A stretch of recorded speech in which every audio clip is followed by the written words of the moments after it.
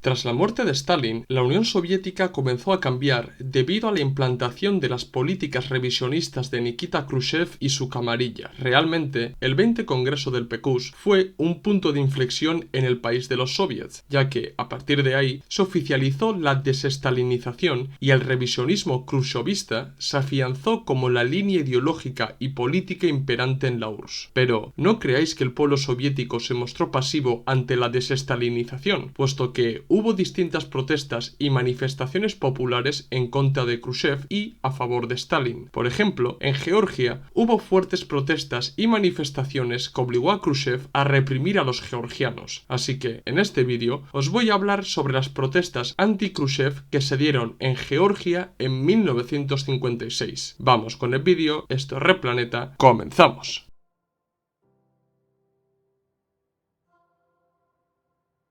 El 5 de marzo de 1953 falleció Joseph Stalin y su muerte fue un punto y aparte en la línea política e ideológica que condicionó todo el porvenir de la Unión Soviética. El siguiente máximo mandatario soviético fue Georgy Malenkov, pero fue eclipsado por el entonces secretario general del PQS, que era Nikita Khrushchev, el cual fue ganando terreno dentro de las altas esferas del partido. En verdad, Khrushchev se movió como un pez en el agua y supo anteponerse a sus rivales políticos como Beria o Malenkov para convertirse en el máximo mandatario de la Unión Soviética. No me voy a extender mucho más en el ascenso al poder de Khrushchev, puesto que este tema da para un vídeo entero, de modo que me voy a centrar en lo que sucedió en Georgia en 1956. Una vez que Khrushchev se colocó en lo más alto del partido y del Estado soviético, procedió a afianzarse en el poder abriendo un nuevo periodo, el periodo de la desestalinización, para imponer una nueva línea ideológica y política que justificara la implantación de reformas económicas liberalizadoras y reformistas. Era necesario poner punto y final a los resquicios de los años de Stalin, puesto que la centralización y la planificación estricta de la economía estaba muy ligada al trabajo realizado por el gobierno soviético cuando Stalin era secretario general del partido. Así pues, entre el 14 y el 26 de febrero de 1956 se celebró el 20 Congreso del PQS, que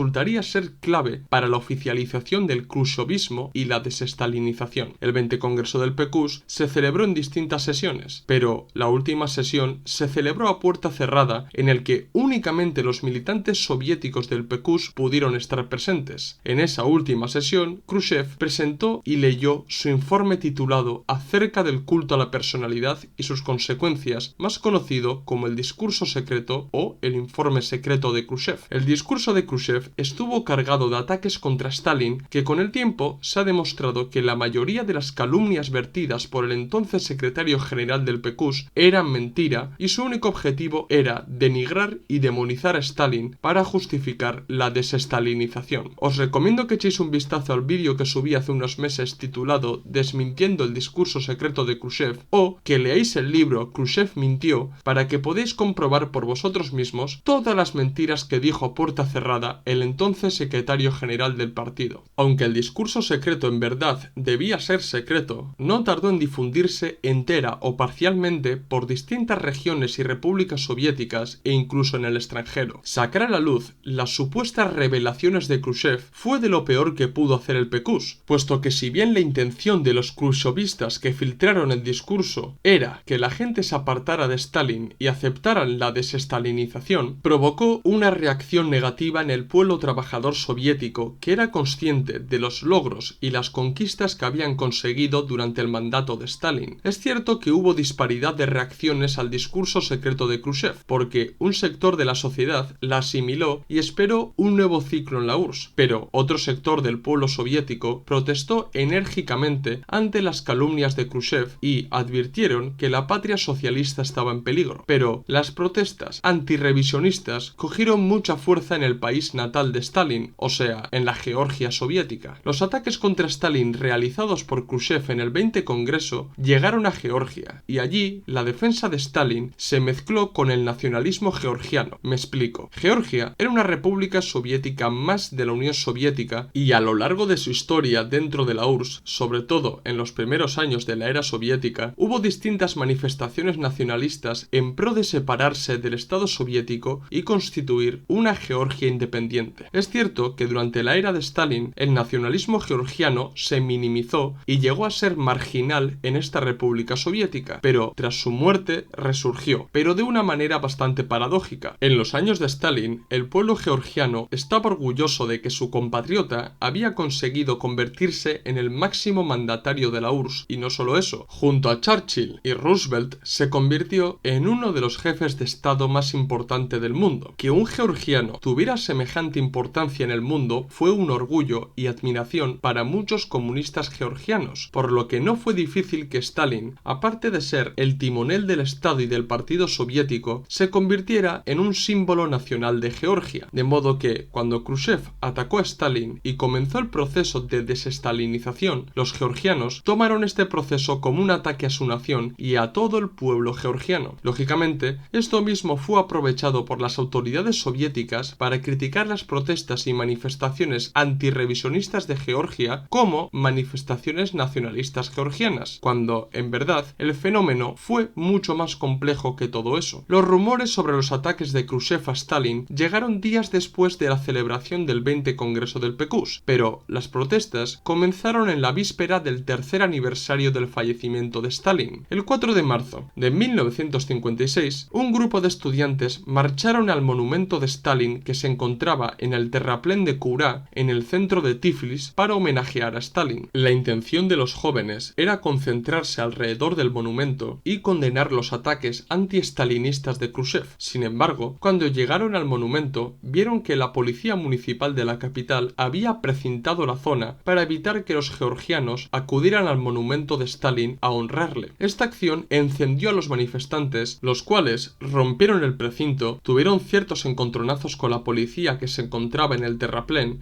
y el comunista georgiano Paratsishvili se subía al monumento de Stalin con una botella de vino, la rompió y dijo lo siguiente: que mueran los enemigos de Stalin como esta botella. El acto que protagonizaron los jóvenes estudiantes de la capital llegó a oídos de sus compatriotas, pero las acciones del 4 de marzo no fueron a más. Al día siguiente, esto es, el 5 de marzo, se celebraba el tercer aniversario del fallecimiento de Stalin, y muchos georgianos, alentados por las acciones que realizaron los jóvenes el día anterior, decidieron seguir su ejemplo y salir a las calles para honrar y recordar a Joseph Stalin. El día empezó calentito porque los periódicos soviéticos no hicieron ninguna mención al aniversario del fallecimiento de Stalin, y distintos aparatos partidistas del país comenzaron a calificar las protestas de Georgia como protestas nacionalistas, cuando en realidad eran protestas antirrevisionistas y en favor de Stalin. Durante todo el día se celebraron multitudinarias marchas no solo en Tiflis, sino también en Gori, Kutaisi, Rustavi, Sujumi y en Batumi. Pero las marchas y concentraciones más importantes se dieron en la capital de Georgia. Desde la mañana se organizaron marchas fúnebres por el fallecimiento de Stalin, y los manifestantes exigieron al resto de ciudadanos que se quitaran el sombrero cuando pasaba la marcha. Las marchas fúnebres se convirtieron en manifestaciones en el que los manifestantes marcharon bajo los lemas: no permitiremos ataques contra Stalin, abajo Khrushchev y con Lenin y Stalin a la victoria del comunismo. La marcha más importante, que se celebró el 5 de marzo en Tiflis, se hizo en la avenida Rustaveli. Según el periodista Kirill Kolodin, el número de manifestantes ascendió a los 70.000. El 6 de marzo los georgianos volvieron a salir a las calles para condenar el discurso secreto de Khrushchev y la desestalinización. Ese día, aparte de los universitarios y los trabajadores, también marcharon los alumnos más jóvenes portando retratos de los principales líderes de la Revolución de Octubre y, cómo no, de Stalin. En aquel día, los manifestantes consiguieron hacerse con un resumen del discurso secreto de Khrushchev y lo leyeron en público para que todo el pueblo trabajador y los estudiantes fueran conscientes de las calumnias que había vertido Khrushchev. Lógicamente, la intención de los que leyeron ese resumen era calentar aún más a los manifestantes. Para el 6 de marzo, el líder del Partido Comunista de Georgia, Vasily Mazzavanadze, comunicó a sus superiores que las cosas se estaban escapando a su control. El 7 de marzo, las protestas fueron encabezadas por los estudiantes de la Universidad Estatal de Tiflis, que en vez de acudir a las aulas, salieron a las calles a protestar nuevamente. Convocaron una marcha que fue desde la ya mencionada avenida Rustaveli hasta el edificio edificio gubernamental y al ayuntamiento para seguir protestando. Cabe destacar que durante esos días el mariscal chino y el primer vicepresidente de la República Popular de China, Zhu De, se encontraba en Tiflis y accedió a reunirse con los cabecillas de los manifestantes. Estos invitaron a la delegación china a que se unieran a las protestas para defender la figura histórica de Stalin, e incluso algunos miembros de la delegación participaron en los mítines dando discursos en favor de Stalin. El 8 de marzo, las protestas adquirieron un carácter político. Hasta entonces, las protestas que protagonizaron los trabajadores y estudiantes georgianos no pasaron del umbral de reivindicar a Stalin y de defender su legado. Sin embargo, al ver la pasividad de los nuevos dirigentes soviéticos y de Khrushchev,